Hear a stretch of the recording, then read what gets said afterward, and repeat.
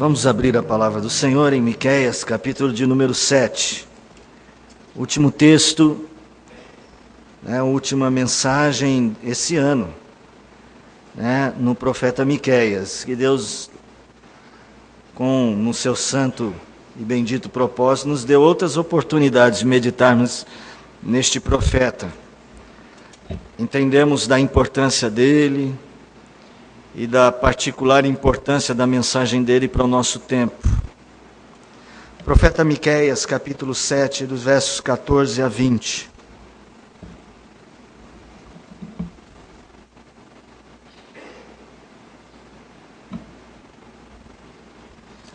Para que você entenda melhor o texto, esse texto tem divisões bem simples, 3 divisões. A primeira delas, o versículo 14, é uma oração do profeta. O profeta, nós vamos ver já, ele está vivendo uma crise espiritual no meio do povo de Israel. E ele faz uma oração, ele clama a Deus. Ele diz: apacenta o teu povo com a tua vara, o rebanho da tua herança, que mora a sós no bosque, no meio da terra fértil. Apacentem-se em Bazã e Gileade, como nos dias de outrora. Então aqui a primeira parte do texto, uma oração. A segunda parte do texto, versos 15 a 17, a resposta de Deus, através da visão do profeta. A resposta de Deus é: eu lhe mostrarei maravilhas, como nos dias da tua saída da terra do Egito. As nações verão isso e se envergonharão de todo o seu poder. Porão a mão sobre a boca e os seus ouvidos ficarão surdos.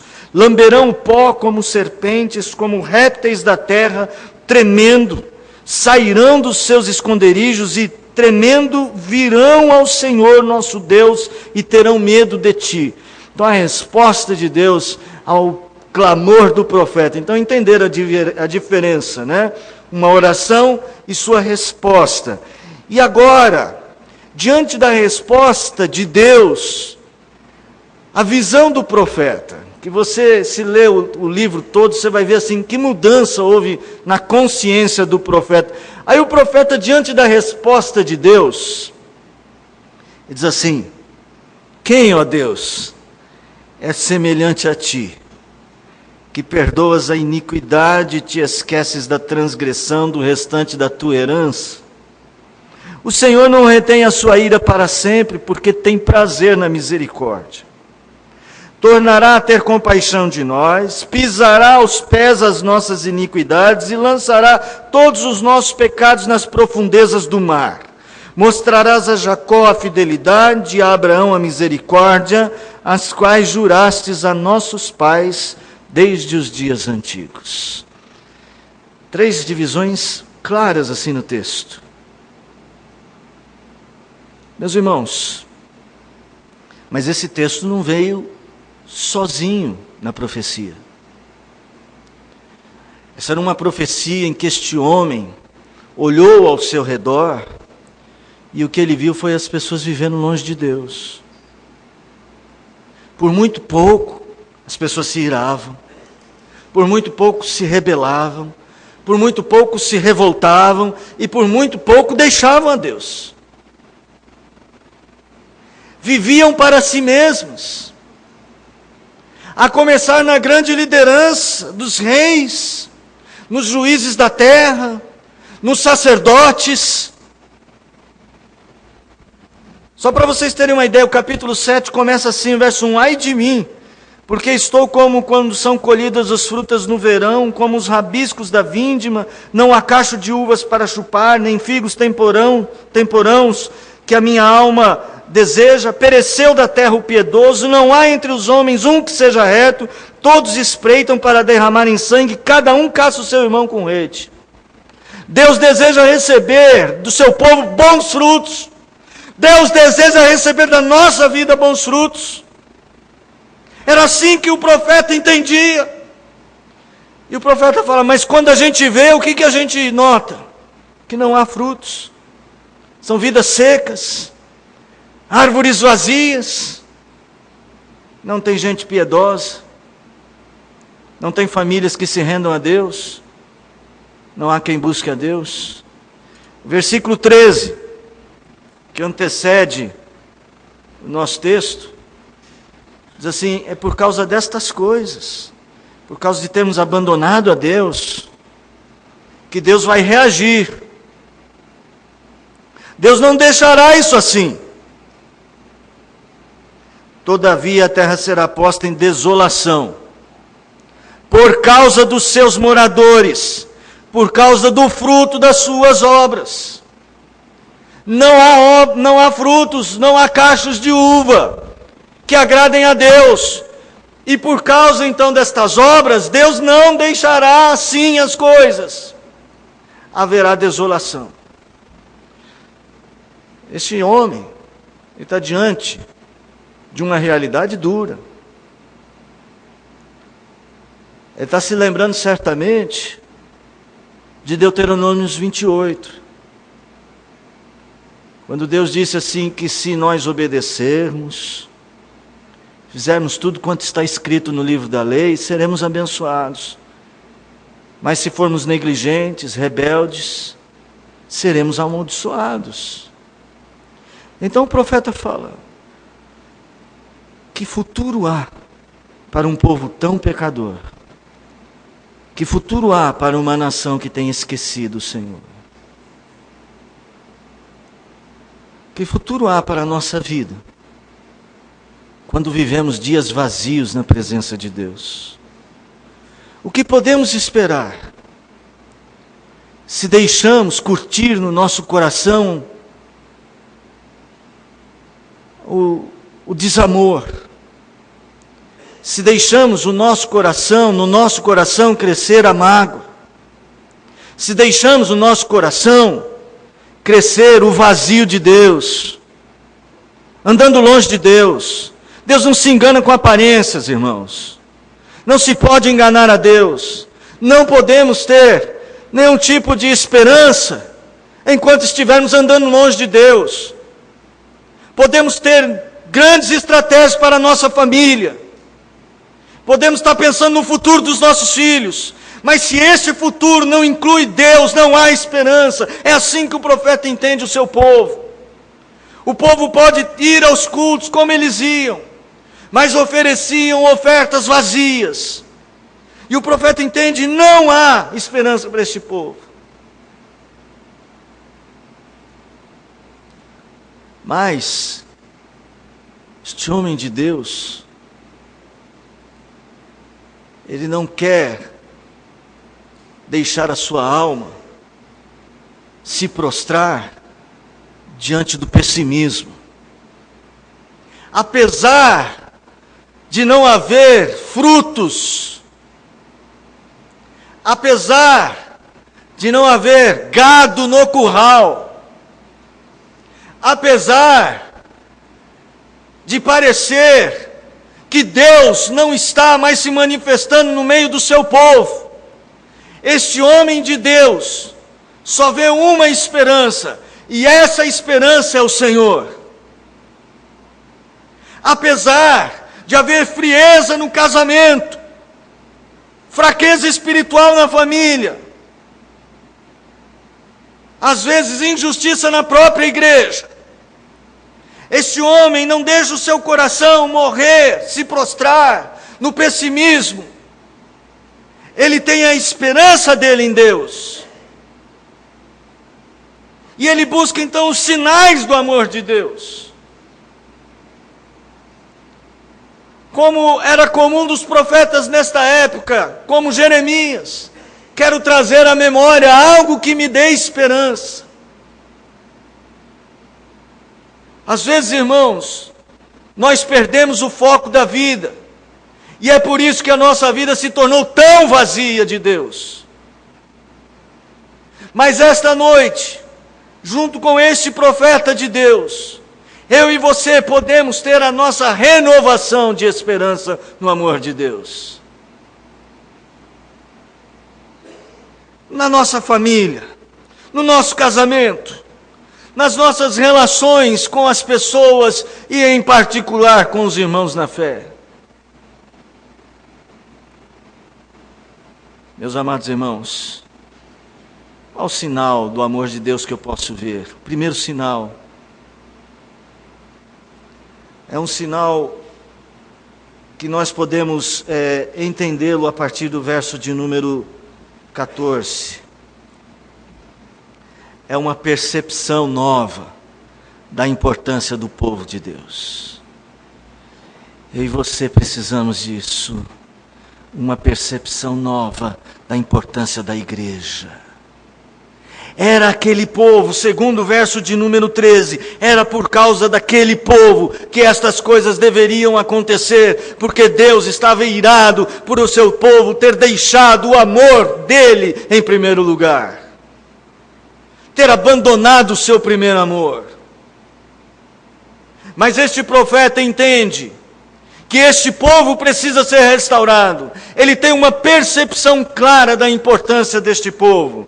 No verso de número 14 ele diz, na oração que ele faz, Senhor, apacenta o teu povo. Senhor, apacenta o teu povo com a tua vara. Senhor, que esta manifestação de ira contra o teu povo não seja para a destruição, mas seja para a correção. Apacenta o teu povo com a tua vara. Ele entende a seriedade do momento, ele entende o que o pecado estava fazendo no meio do povo de Deus. Ele sabe que Deus pesará a sua mão, mas ele pede, Senhor, quando o Senhor estiver pesando a sua mão, aí o sentido da vara, faça isso para apacentar o seu povo. Abra comigo lá em Lamentações, capítulo de número 3. Lamentações de Jeremias. Capítulo de número 3. Miqueias vem antes. Miqueias é um profeta que prediz as coisas que vieram a acontecer no tempo de Jeremias. Jeremias vive as profecias feitas por Jeremias vive as profecias feitas por Miqueias. Capítulo 3. Jeremias, eu sou o homem que viu a aflição pela vara do furor de Deus. Qual era a percepção deste profeta, Miqueias? Voltando ao texto de Miqueias. É que era necessário, não importa qual o meio, qual o mecanismo, não importa se Deus iria fazer isso por meio da vara, não importa se Deus iria fazer isso de outra maneira, era importante Deus apacentar o seu povo. Irmão, você precisa dessa percepção. A importância que Deus dá aos seus filhos. Com licença, irmãos, eu esqueci de ligar o microfone de lapela. Talvez esteja atrapalhando os irmãos lá do som. Agora eu já liguei, avisa para eles. Lembrei do nada. Apacenta o povo com a tua vara. O rebanho da tua herança. Ele está lembrando que Deus ama o seu povo. Ele está lembrando que Deus ama a igreja. Ele está lembrando que Deus faz de tudo para cuidar daquele povo que ele chamava, essa é a minha herança na terra. Ele fala, Senhor, é a tua herança, apacenta a tua herança. Este é um povo que está a sós no bosque, essa expressão tem a ver esse é um povo que está solitário, eles precisam de ti. Eles estão no meio de uma terra fértil e eles não sabem. Às vezes, irmãos, nós estamos tão perto de viver uma vida plena na presença de Deus, mas preferimos a vida solitária no deserto. Preferimos viver a sós. Há tantas coisas que poderíamos desfrutar da presença, do relacionamento vivo com Deus, de uma família que serve a Deus. Poderíamos ser tão abençoados em nosso casamento, poderíamos ser tão abençoados na convivência com nossos filhos, poderíamos ser tão abençoados na igreja. Mas preferimos a solidão, o deserto, preferimos viver só. Que Deus nos apacente. Que Deus transforme essas coisas. Que Deus quebrante o nosso coração. É o clamor, é a oração deste irmão, deste profeta, que tem uma percepção maravilhosa do amor de Deus pelo seu povo. O primeiro sinal desse texto, de que Deus está pronto para renovar a face da terra e mudar as circunstâncias do seu povo, é um entendimento novo do valor de ser um filho de Deus, do valor da igreja. Ele volta a insistir: apacentem-se em Bazã e Gileade, como nos dias de outrora. Não que eles não plantem nas montanhas, mas que eles plantem nas planícies, é diferente. Essa é a expressão poética do texto. As planícies de Gileade, na Transjordânia,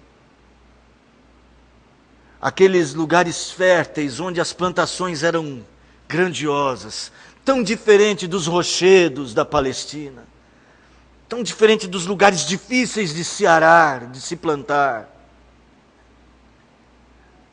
Quando Deus apacenta a nossa vida,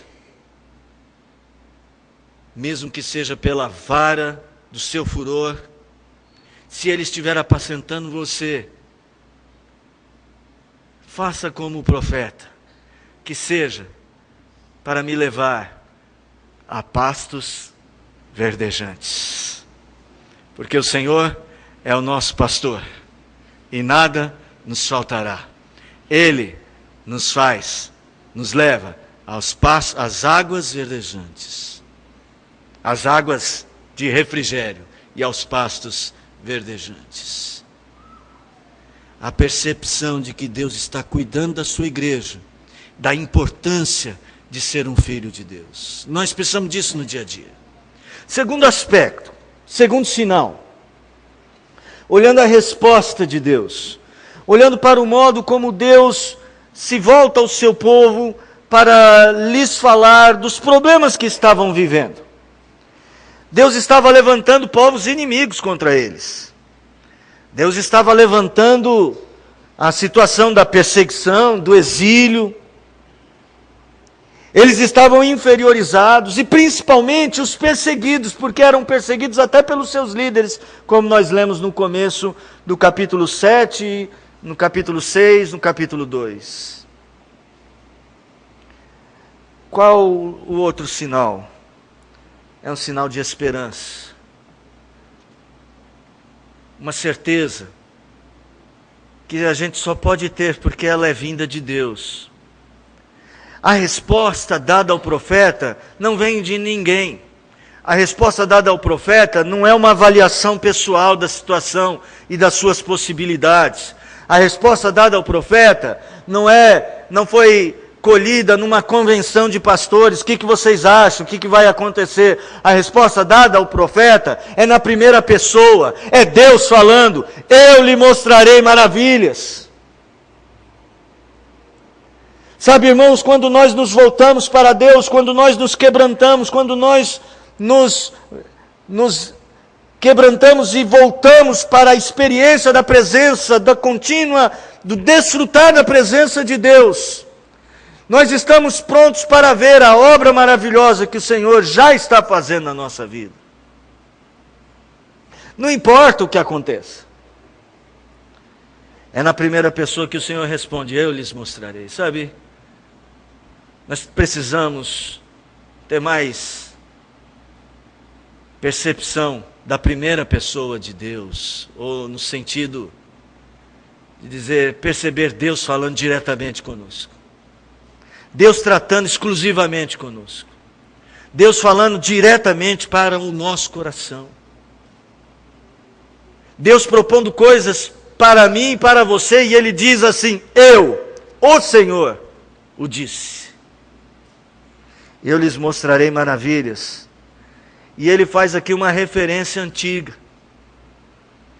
Ele faz o povo lembrar de como Ele já fez coisas maiores, coisas mais difíceis, como nos dias da tua saída do Egito.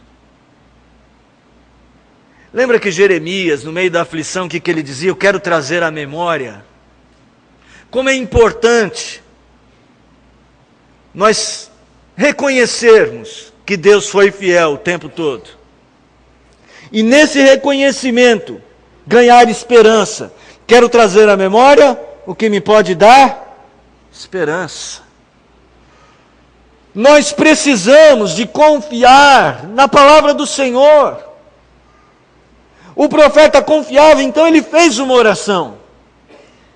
E a resposta que ele colhe de Deus, Deus fala com ele e diz assim: olha, as nações verão isto e se envergonharão de todo o seu poder. Porão a mão sobre a boca e os seus ouvidos ficarão surdos, lamberão pó como serpentes, como répteis da terra, tremendo sairão ao Senhor nosso Deus e terão medo de ti. Quando a igreja se volta para Deus, quando a família se volta para Deus, ela deixa na terra um testemunho de que existe um Deus. Essas promessas são todas no futuro. As nações verão, porão a mão, lamberão pó, sairão dos seus esconderijos, virão ao Senhor, terão medo de ti. Deus, Ele trabalha fortalecendo a nossa fé. É assim que Deus trabalha. Nós estamos acostumados a ver crentes querendo trabalhar com as certezas imediatas, ter uma fé baseada no que Deus pode fazer agora, aqui e agora, já. E Deus nos desperta para uma viva esperança, baseada na palavra, na promessa. É sempre assim. Deus vem e diz assim: eu já fiz, você se lembra? Vou voltar a fazer. Nosso Deus não mudou, irmão. Nosso Deus é o mesmo Deus. Deus que já nos libertou da aflição, Deus que já nos sustentou em meio à escassez, Deus que já mudou a nossa vida tantas vezes, Deus que quando precisávamos ouvir a sua voz, ela veio em pronto nos atender e alimentar a nossa alma. O Deus que libertou aquele povo do Egito estava prometendo a eles: eu farei as coisas mudarem. Eu penso, sempre faço a relação dessas palavras com as palavras de Abacuque. Ainda que não haja fruto na vide, não haja vaca no curral, o produto da oliveira minta, eu confiarei no Senhor. Quando Miqueias olhava para a sociedade, para o seu povo, eu vou usar aqui, é um anacronismo, é fora de tempo, mas a igreja da sua época, o povo que se dizia povo de Deus, que confiava em Deus, Miqueias põe a mão assim e fala: nossa, está tudo perdido, não tem saída para nós, não há gente piedosa, não há quem busque a Deus, não há gente lendo a Bíblia, não há gente orando, só há gente explorando, não há alegria no meio do povo, não há verdadeira fé. O que está acontecendo? O que será de nós? Ele clama ao Senhor: apacenta o teu povo de volta, Senhor. E Deus diz: eu farei maravilhas. Sabe quando é que eu vejo o sinal do amor de Deus? É quando o povo, não importa o que está acontecendo, tem esperança. É quando eu converso com crentes que em meio às tribulações dessa vida, tem esperança. É fácil desistir, irmãos. É fácil desanimar. É fácil pular fora do barco. É fácil dizer não. Mas nós podemos dizer sim. E nós podemos ter esperança. E essa esperança reside nesta palavra do nosso Deus: estarei convosco todos os dias, até a consumação dos séculos. Não há motivos para termos perdido a paz. Se Deus é conosco, ou se Deus é por nós, quem será contra nós? E o último sinal que esse texto hoje nos oferece, a nossa meditação colhe mais um sinal. Se encontra nos versos 18 em diante. Se você perceber esses versos, funciona assim: o profeta vê a calamidade e o profeta clama a Deus: muda essas coisas, apacenta o teu povo. Aí Deus responde ao seu filho: e eu vou mudar, eu vou fazer maravilhas, você verá. Aí este profeta, ele sabe que Deus seria justo no seu julgar, se pesasse a mão e se esquecesse de nós. Deus seria justo em pesar a sua mão sobre o seu povo, que tinha abandonado a Deus, que mentia para Deus, que tentava enganar Deus, que vivia longe da presença de Deus no seu dia a dia. Mas este profeta vê que Deus não faz assim. Esse profeta vê Deus agindo de outra forma. Esse profeta vê Deus prometendo restauração. E então há algo, um sinal, é uma percepção nova do amor perdoador de Deus. Ele olha para Deus e é tão bonito o que ele diz: ó Deus, quem, ó Deus, é semelhante a ti?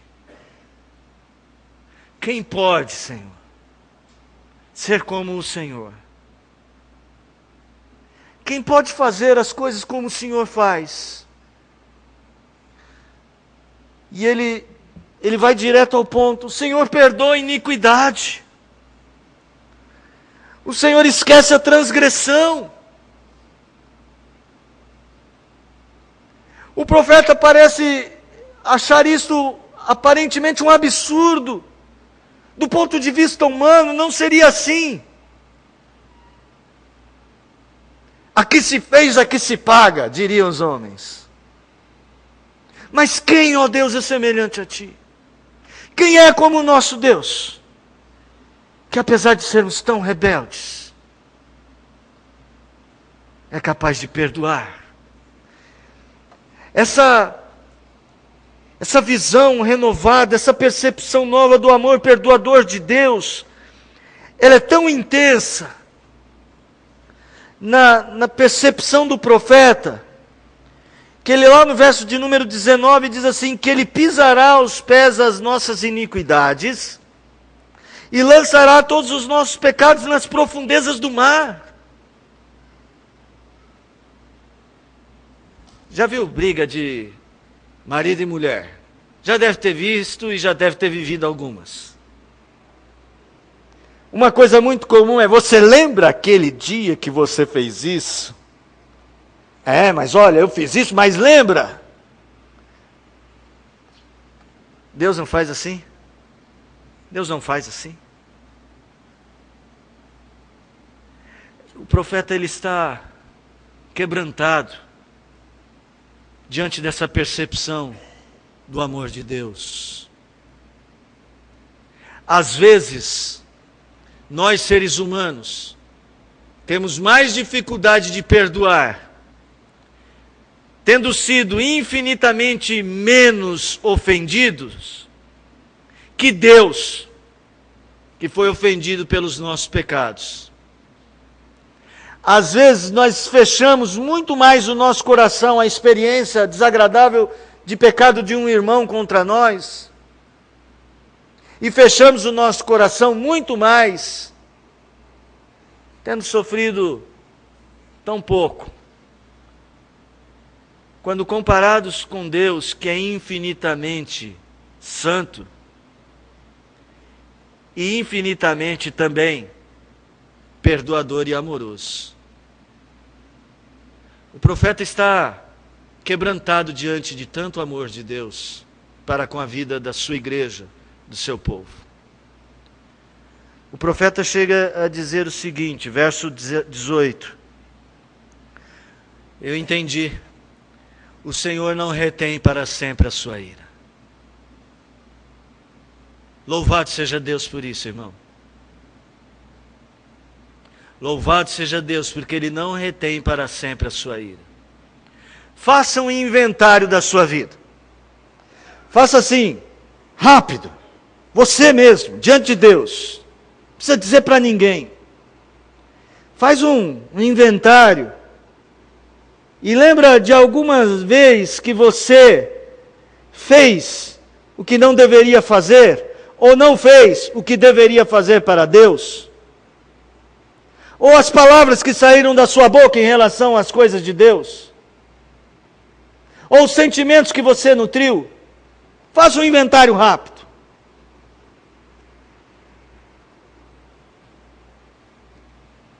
Louvado seja Deus, porque Ele não retém para sempre a sua ira, não é? O profeta está encerrando a sua profecia com um sinal maravilhoso. É o sinal do quebrantamento, uma percepção nova do amor perdoador de Deus. No verso de número 19 ele diz: Ele não retém a sua ira e não fica apático. Ele tornará a ter misericórdia. Ele tornará a ter misericórdia. Meu irmão, obrigado, Deus, porque o Senhor é sempre misericordioso. Jeremias dizia assim: Senhor, me traz alguma coisa para me dar esperança, minha vida está tão vazia, Senhor. Eu estou tão longe do Senhor. Perdi tanta esperança, Senhor. Me traz algo que me possa trazer à memória algo, me traga algo que me dá esperança. E sabe o que é que ele diz? As misericórdias do Senhor se renovam a cada manhã. Louvado seja Deus por isso. Nós servimos a um Deus misericordioso, compassivo, longânimo, perdoador, que vem a nós o tempo todo, chamando-nos: filho meu, vem, filho meu. Venha ao encontro do Senhor. Vinde a mim todos vós que estáis cansados e sobrecarregados, e eu vos aliviarei, ao convite de Jesus. Um Deus perdoador, um Deus que se esquece das nossas transgressões, um Deus que não guarda a sua ira para sempre, que apesar de, por causa das nossas atitudes, a terra merecer a desolação, do verso 13.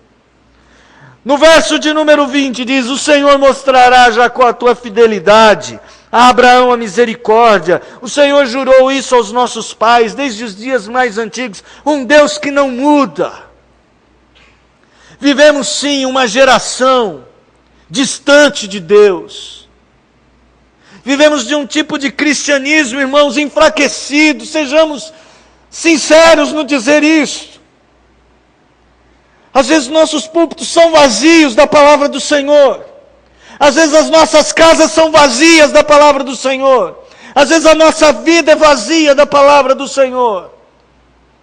Às vezes vivemos coisas que cantamos e falamos coisas que não vivemos. Sejamos claros.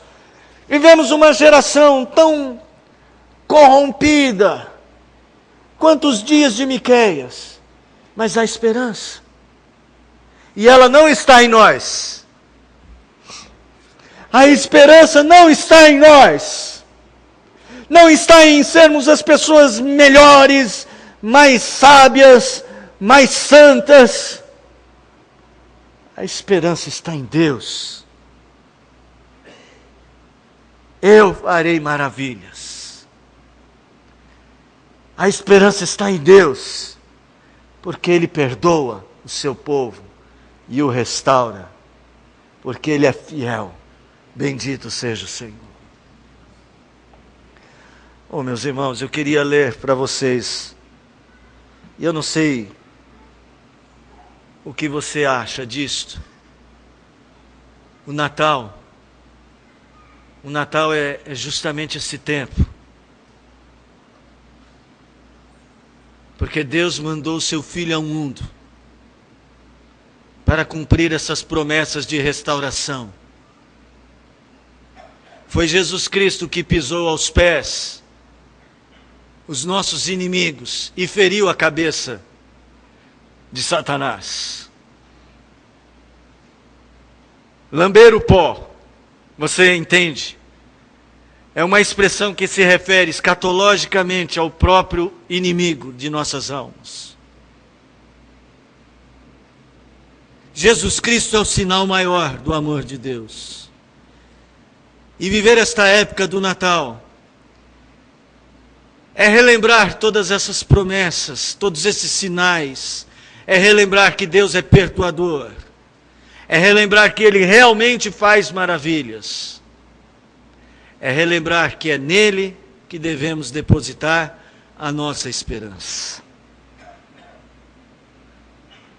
Tem sido cada vez mais escasso os casos de homens e mulheres de Deus que têm suplicado por essa restauração, como nós estamos vendo o profeta.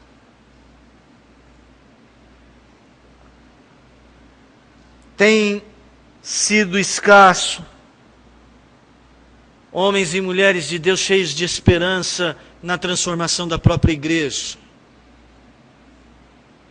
Tem sido escasso famílias que estão debruçadas, quebrantadas diante do Senhor. Mas o nosso Deus pode restaurar todas essas coisas. A nossa igreja precisa dessa consciência. E eu quero convidar a Igreja Presbiteriana de Vila Formosa, você, irmão, faz parte deste corpo, você que nos visita constantemente, que de alguma maneira também faz parte deste corpo, a buscarmos a presença e essa renovação do Senhor. A buscarmos no Altíssimo esse espírito de graça e de súplica que o profeta Zacarias, se você puder abrir, o profeta Zacarias dizia que haveria de se manifestar lá no capítulo 12, quando fala da transformação das famílias de Israel.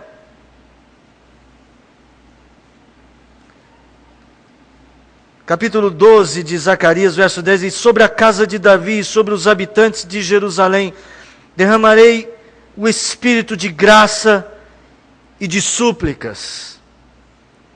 Olharão para aquele a quem transpassaram, pranteá-lo-ão, como quem pranteia por um unigênito, e chorarão por ele, como se chora amargamente pelo primogênito. Naquele dia será grande o pranto em Jerusalém, como o pranto de Hadad e Rimon no vale de Meguido. A terra pranteará, cada família à parte, a família da casa de Davi à parte, suas mulheres à parte, a família da casa de Natã à parte, e as mulheres à parte, a família de Levi à parte, as suas mulheres à parte, a família dos Simeitas à parte, suas mulheres à parte, todas as mais famílias, cada família à parte, suas mulheres à parte. Cada família pranteando e buscando a Deus, porque foi pelas nossas transgressões que Ele foi ferido, mas essas transgressões Ele perdoou. Bendito seja o Senhor. A minha oração: conceda, Senhor, à tua igreja o espírito de graça e de súplica, como deste ao seu profeta. O Natal é isso. Um tempo de buscar a Deus e a sua presença, de voltar à comunhão com o Senhor. Ore bastante, irmão. Ore pelo seu lar. Ore pela sua igreja. Por favor, não abandone a sua igreja. E não abandone a sua família. Mas ore. Suplique. Para que a paz do Senhor esteja sobre todos nós. Orai pela paz de Jerusalém, diz a palavra.